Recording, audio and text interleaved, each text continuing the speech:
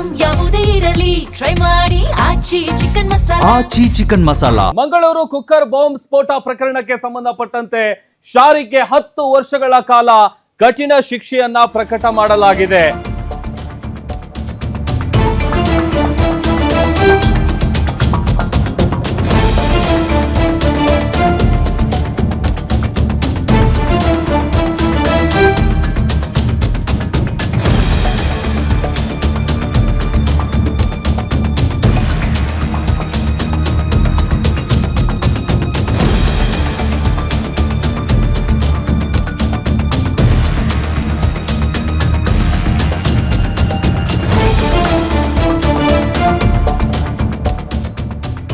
ಇಡೀ ರಾಜ್ಯ ಬೆಚ್ಚಿ ಬಿದ್ದಿದ್ದಂತಹ ಪ್ರಕರಣ ಇದು. ಮಂಗಳೂರು ಕುಕ್ಕರ್ ಬಾಂಬ್ ಸ್ಫೋಟ ಪ್ರಕರಣಕ್ಕೆ ಸಂಬಂಧಪಟ್ಟಂತೆ ಶಾರಿಗೆ 10 ವರ್ಷಗಳ ಕಾಲ ಕಠಿಣ ಶಿಕ್ಷೆಯನ್ನ ಪ್ರಕಟ ಮಾಡಲಾಗಿದೆ.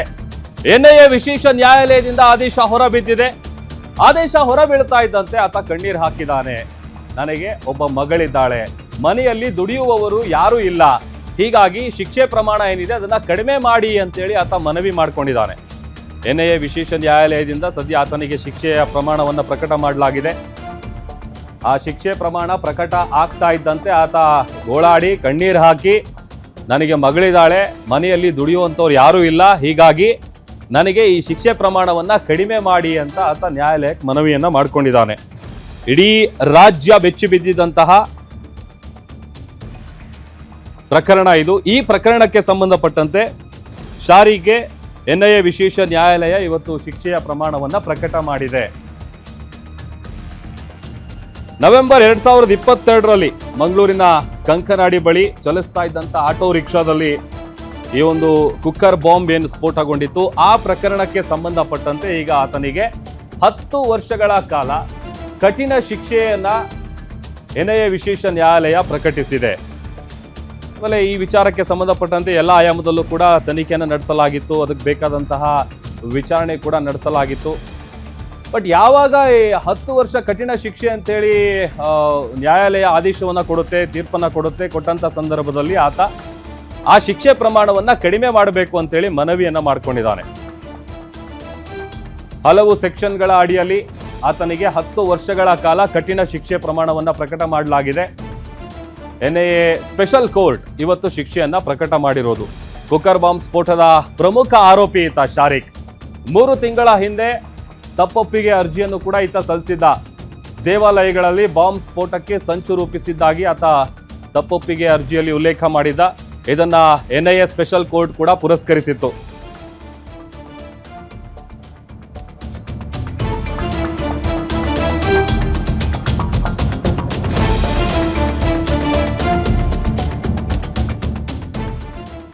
ಮತ್ತಷ್ಟು ಡೀಟೇಲ್ಸ್ ಕೊಡ್ತಾರೆ ನಮ್ಮ crime bureau head SK Manjunath live join ಆಗ್ತಾ ಇದ್ದಾರೆ. ಮಂಜುನಾಥ್, ಇಡೀ ರಾಜ್ಯ ಬೆಚ್ಚಿ ಬಿದ್ದಿದ್ದಂತಹ ಪ್ರಕರಣ ಇದು. ಪ್ರಕರಣಕ್ಕೆ ಸಂಬಂಧಪಟ್ಟಂತೆ 10 ವರ್ಷಗಳ ಕಠಿಣ ಶಿಕ್ಷೆಯನ್ನ ಪ್ರಕಟ ಮಾಡಲಾಗಿದೆ. ಜೊತೆಗೆ ಆತ ಒಂದಷ್ಟು ವಿಚಾರವಾಗಿ ಮನವಿಯನ್ನು ಕೂಡ ಮಾಡ್ಕೊಂಡ ಅಂತ ಹೇಳಿ ಗೊತ್ತಾಗ್ತಾ ಇದೆ. ಏನೆಲ್ಲ ನಡೀತು, ಏನಿದೆ ಡೀಟೇಲ್ಸ್? ಪ್ರಭು, 2022 ನವೆಂಬರ್ 19ನೇ ತಾರೀಕು ಮಂಗಳೂರಿನ ಕಂಕನಾಡಿ ಬಳಿ ರಸ್ತೆಯಲ್ಲಿ ಹೋಗ್ತಾ ಇದ್ದಂತ ಒಂದು ಆಟೋ ಇದ್ದಕ್ಕಿದ್ದಾಗೆ ಸ್ಫೋಟಗೊಂಡಿತ್ತು. ಅದರಲ್ಲಿದ್ದಂತ ಒಬ್ಬ ಚಾಲಕ ಏನು ಅದರಲ್ಲೂ ಶಾರಿಕ್ ಅಂತಕ್ಕಂತ ವ್ಯಕ್ತಿ ಗಂಭೀರವಾಗಿ ಗಾಯಗೊಂಡಿದ್ದ. ಕೂಡಲೇ ಸ್ಥಳಕ್ಕೆ ಧಾವಿಸಿದಂತ ಮಂಗಳೂರು ಪೊಲೀಸರು ಪರಿಶೀಲನೆ ಮಾಡಿದಾಗ ಅದೊಂದು ಬಾಂಬ್ ಬ್ಲಾಸ್ಟ್ ಆಗಿರೋದು ಬೆಳಕಿಗೆ ಬರುತ್ತೆ. ಕೂಡಲೇ ಏನು ಗಾಯಗೊಂಡಿದ್ದಂತ ಶಾರಿಕ್ ನನ್ನ ಆಸ್ಪತ್ರೆಗೆ ದಾಖಲು ಮಾಡಿ ಚಿಕಿತ್ಸೆಯನ್ನು ಕೊಡಲಾಗುತ್ತೆ. ಜೊತೆಗೆ ತೀವ್ರ ವಿಚಾರಣೆಗೆ ಒಳಪಡಿಸಲಾಗುತ್ತೆ. ಈತ ಏನು ಒಂದು ಐಸಿಸ್ ಉಗ್ರರ ಒಂದು ನಂಟನ್ನ ಬೆಳೆಸೋದಕ್ಕೆ ಬಾಂಬ್ ಬ್ಲಾಸ್ಟ್ ಬಾಂಬ್ ಅನ್ನ ತಯಾರು ಮಾಡೋದಿರ್ಬೋದು, ಅದನ್ನ ಬ್ಲಾಸ್ಟ್ ಮಾಡುವಂತ ಪ್ರಕ್ರಿಯೆಗೆ ಮುಂದಾಗ್ತಾ ಇರ್ತಾನೆ. ಜೊತೆಗೆ ಐಸಿಸ್ ನಲ್ಲಿ ಈತ ಏನು ಕಾನೂನು ಬಾಹಿರ ಚಟುವಟಿಕೆಗಳನ್ನ ಮಾಡ್ತಾನೆ ಅನ್ನೋ ಕಾರಣಕ್ಕಾಗಿ ಅದನ್ನ ಸೇರ್ಪಡೆ ಆಗೋದಕ್ಕೆ ಈತ ಹಲವಾರು, ಅಂದ್ರೆ ಇಲ್ಲಿ ತುಂಗಭದ್ರಾ ಬಳಿ ಸೀರಿಯಲ್ ಬ್ಲಾಸ್ಟ್ ಇರ್ಬೋದು, ಟ್ರಯಲ್ ಬ್ಲಾಸ್ಟ್ ಇರ್ಬೋದು, ಜೊತೆಗೆ ಮಂಗಳೂರಿನಲ್ಲಿ ಗೋಡೆ ಬರಹ ಪ್ರಕರಣ ಇರ್ಬೋದು, ಇವೆಲ್ಲ ಸಹ ಪ್ರಕರಣದಲ್ಲಿ ಭಾಗಿಯಾಗಿದ್ದಂತ ಶಾರಿಕ್ ಐಸಿಸ್ಗೆ ನೇರವಾಗಿ, ಅಂದ್ರೆ ಈ ರೀತಿಯಾದಂತಹ ವಿಧ್ವಂಸಕ ಕೃತ್ಯಗಳನ್ನ, ಸ್ಫೋಟಕಗಳನ್ನ ಮಾಡಿದಂತ ಸಂದರ್ಭದಲ್ಲಿ ನನ್ನನ್ನ ಬೇಗ ಐಸಿಸ್ಗೆ ಸೇರಿಸ್ಕೊಳ್ತಾರೆ ಅನ್ನೋ ಪ್ಲಾನ್ ಅಲ್ಲಿ ಈತ ಒಂದು ಬಾಂಬ್ ಬ್ಲಾಸ್ಟ್ ಅನ್ನ ಮಾಡ್ತಾನೆ. ಅದು ಆ ಬಾಂಬ್ ಬ್ಲಾಸ್ಟ್ ಕಂಕನಾಡಿಯಿಂದ ಆತ ಉದ್ದೇಶ ಇದ್ದಿತ್ತು ಕದ್ರಿ ಮಂಜುನಾಥ ಸ್ವಾಮಿ ದೇವಸ್ಥಾನದಲ್ಲಿ ಇಟ್ಟು ಅದನ್ನ ಬ್ಲಾಸ್ಟ್ ಮಾಡ್ಬೇಕು ಅನ್ನೋ ಒಂದು ಪ್ಲಾನ್ ಅನ್ನ ಮಾಡಿರ್ತಾನೆ. ಆದ್ರೆ ಮಾರ್ಗ ಮಧ್ಯದಲ್ಲಿ ಆತ ಆಟೋದಲ್ಲಿ ಹೋಗ್ತಾ ಇರ್ಬೇಕಂದ್ರೆ ರಸ್ತೆಯಲ್ಲಿ ಗುಂಡಿಗಳನ್ನ, ಆ ಗುಂಡಿಗಳ ಹೋಗ್ತಕ್ಕಂಥ ಸಂದರ್ಭದಲ್ಲಿ ಆ ಆಟೋದಲ್ಲಿ ಇದ್ದಂತ ಬಾಂಬು ಒಂದು ಸ್ಟೇಕ್ ಆಗಿ ಅದರಲ್ಲಿ ಒಂದು ಸ್ಪಾರ್ಕ್ ಉಂಟಾಗಿ ಬ್ಲಾಸ್ಟ್ ಆಗಿರುತ್ತೆ. ಆ ಸಂಬಂಧಪಟ್ಟಂತೆ ಆತನ ವಿರುದ್ಧ ಸೆಕ್ಷನ್ 121 ಜೊತೆಗೆ ಏನು ಸೆಕ್ಷನ್ 122, ಸೆಕ್ಷನ್ 326 ಹಾಗೂ UAP ಅಡಿಯಲ್ಲಿ ಒಂದು ಕೇಸನ್ನ ದಾಖಲು ಮಾಡಿ ಆತನನ್ನ ನ್ಯಾಯಾಧೀಶರ ಮುಂದೆ ಹಾಜರುಪಡಿಸಿ ಆತನನ್ನ ಜೈಲಿಗೆ ಕಳಿಸಲಾಗಿರುತ್ತೆ. ಈ ಸದ್ಯ ಪರಪ್ಪನಗರದ ಜೈಲಿನಲ್ಲಿ ಇರ್ತಕ್ಕಂಥ ಶಾರಿಕ್ಗೆ ಆ ಪ್ರಕರಣಕ್ಕೆ ಸಂಬಂಧಪಟ್ಟಂತ ಟ್ರಯಲ್ ನಡೀತಾ ಇರುತ್ತೆ. ಟ್ರಯಲ್ ನ ವೇಳೆ ಈತ ಒಂದು ತಪ್ಪೊಪ್ಪಿಗೆ ಅರ್ಜಿಯನ್ನು ಸಹ ನ್ಯಾಯಾಧೀಶರ ಮುಂದೆ ಸಲ್ಲಿಸಿರ್ತಾರೆ. ಅದನ್ನ ಪುರಸ್ಕರಿಸಿದಂತ ನ್ಯಾಯಾಧೀಶರು ಒಂದು ತೀರ್ಪನ್ನ ಕೊಡೋದಕ್ಕೆ ಸಹ ಮುಂದಾಗಿ ಒಂದು ದಿನಾಂಕವನ್ನು ಇವತ್ತಿಗೆ ನಿಗದಿಪಡಿಸಿದ್ರು. ಇದರ ಜೊತೆಗೆ NIA ಪರ SPP ಆದಂತ ಪ್ರಸನ್ನ ಕುಮಾರ್ ಅವರು ಒಂದು ಮನವಿಯನ್ನ ಮಾಡ್ಕೊಂಡಿದ್ರು. ಆರೋಪಿ ಅಂದ್ರೆ ದೇಶದಲ್ಲಿ ಹಿಂದೂ ದೇವಸ್ಥಾನಗಳನ್ನ ಇರ್ಬೋದು, ಹಿಂದೂಗಳನ್ನ ಟಾರ್ಗೆಟ್ ಮಾಡಿಕೊಂಡು ವಿಧ್ವಂಸಕ ಕೃತ್ಯಗಳನ್ನ ಎಸಗೋದಕ್ಕೆ ಪ್ಲಾನ್ ಮಾಡಿದ್ರು. ಹಾಗಾಗಿ ಈತನಿಗೆ ಕಠಿಣ ಶಿಕ್ಷೆಗೆ ಗುರಿಪಡಿಸಬೇಕು ಅಂತಕ್ಕಂಥ ಒಂದು ಮನವಿಯನ್ನು ಸಹ ಮಾಡಿದ್ರು. ಇವತ್ತು ಆ ಶಿಕ್ಷೆ ಪ್ರಮಾಣವನ್ನ ಕೋರ್ಟ್ NIA ವಿಶೇಷ ಕೋರ್ಟ್ನ ನ್ಯಾಯಾಧೀಶರು ವಿಧಿಸಿರ್ತಕ್ಕಂಥದ್ದು.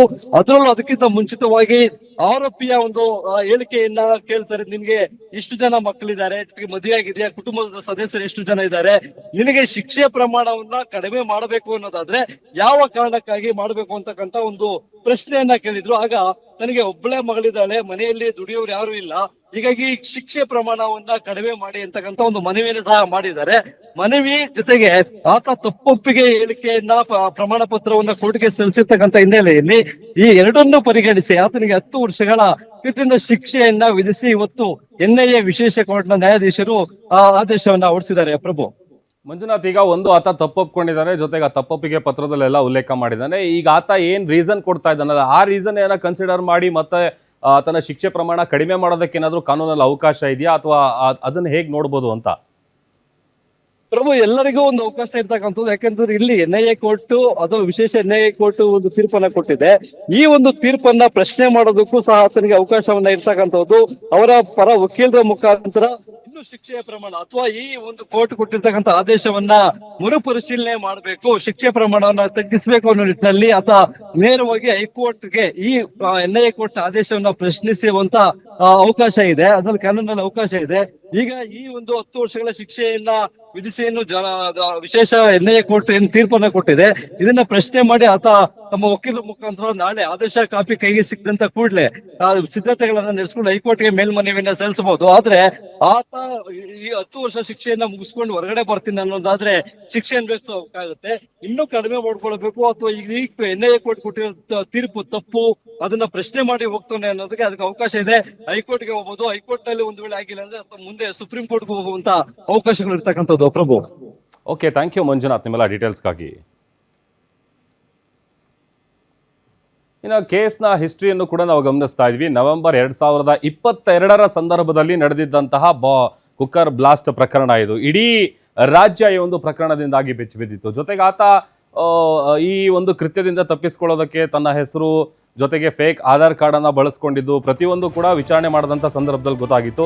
NIA ಈ ಪ್ರಕರಣದ ತನಿಖೆಯನ್ನು ನಡೆಸಿದ ಬಳಿಕ 2024ರಲ್ಲಿ ಶಾರಿಕ್ ವಿರುದ್ಧ ಚಾರ್ಜ್ ಶೀಟ್ ಅನ್ನ NIA ಅಧಿಕಾರಿಗಳು ಸಲ್ಲಿಸಿರ್ತಾರೆ. ಜೊತೆಗೆ 3 ತಿಂಗಳ ಹಿಂದೆ ಆತ ತಪ್ಪೊಪ್ಪಿಗೆ ಪತ್ರದಲ್ಲಿ ಕೂಡ ಎಲ್ಲ ವಿಚಾರಗಳನ್ನ ಉಲ್ಲೇಖ ಮಾಡಿ ತನ್ನ ತಪ್ಪನ್ನ ತಾನು ಒಪ್ಕೊಂಡಿದ್ದ. ಹಾಗಾಗಿ ಈ ಒಂದು ಪ್ರಕರಣಕ್ಕೆ ಸಂಬಂಧಪಟ್ಟಂತೆ ಈಗ ಕಠಿಣ 10 ವರ್ಷಗಳ ಕಾಲ ಶಿಕ್ಷೆ ಪ್ರಮಾಣವನ್ನು ಆತನಿಗೆ ವಿಧಿಸಲಾಗಿದೆ. ಜೊತೆಗೆ ಶಿಕ್ಷೆ ಪ್ರಮಾಣ ಪ್ರಕಟ ಆಗ್ತಿದ್ದಂತೆ ಆತ ಕೂಡ ಒಂದಷ್ಟು ವ್ಯಾಲಿಡ್ ರೀಸನ್ಗಳನ್ನ ಕೊಡಬೇಕು. ಯಾಕೆ ಅಂತಂದ್ರೆ ಈಗ ಶಿಕ್ಷೆ ಪ್ರಮಾಣ ಕಡಿಮೆ ಮಾಡಬೇಕು ಅಂದ್ರೆ ಸಹಜವಾಗಿ ಕಾನೂನಾತ್ಮಕವಾದಂತಹ ಹೋರಾಟ ಮಾಡಬೇಕಾಗುತ್ತೆ. ಜೊತೆಗೆ ಆತನಿಗೆ ಅವಕಾಶ ಇರುತ್ತೆ. ಸೊ ಹಾಗಾಗಿ ಆತ ಕೊಟ್ಟಿರುವಂತಹ ಒಂದಷ್ಟು ಕಾರಣಗಳೇನಿದೆ, ಮನೆಯಲ್ಲಿ ದುಡಿಯುವಂಥವ್ರು ಯಾರು ಇಲ್ಲ ಒಂದು, ಆಮೇಲೆ ನನಗೆ ಒಬ್ರು ಮಗಳಿದ್ದಾರೆ, ಹಾಗಾಗಿ ನನಗೆ ಅದನ್ನೆಲ್ಲ ನೀವು ಗಮನದಲ್ಲಿಟ್ಕೊಂಡು ಈ ಶಿಕ್ಷೆ ಪ್ರಮಾಣ ಏನಿದೆ ಅದನ್ನ ಕಡಿಮೆ ಮಾಡಬೇಕು ಅನ್ನುವಂಥ ಮನವಿಯನ್ನ ಆತ ಕೋರ್ಟ್ ಮುಂದೆ ಇಟ್ಟಿದ್ದಾನೆ. ಬಟ್ ಇದನ್ನೆಲ್ಲ ಹೊರತುಪಡಿಸಿ ಈಗ ವಿಚಾರಣೆ ಜೊತೆಗೆ ಚಾರ್ಜ್ ಶೀಟ್ನಲ್ಲಿ ಉಲ್ಲೇಖ ಮಾಡಿರುವಂತಹ 10 ಹಲವು ಅಂಶಗಳನ್ನ ಕನ್ಸಿಡರ್ ಮಾಡಿ NIA ವಿಶೇಷ ನ್ಯಾಯಾಲಯ ಈಗ ಆತನಿಗೆ 10 ವರ್ಷಗಳ ಕಾಲ ಕಠಿಣ ಶಿಕ್ಷೆಯನ್ನ ವಿಧಿಸಿದೆ.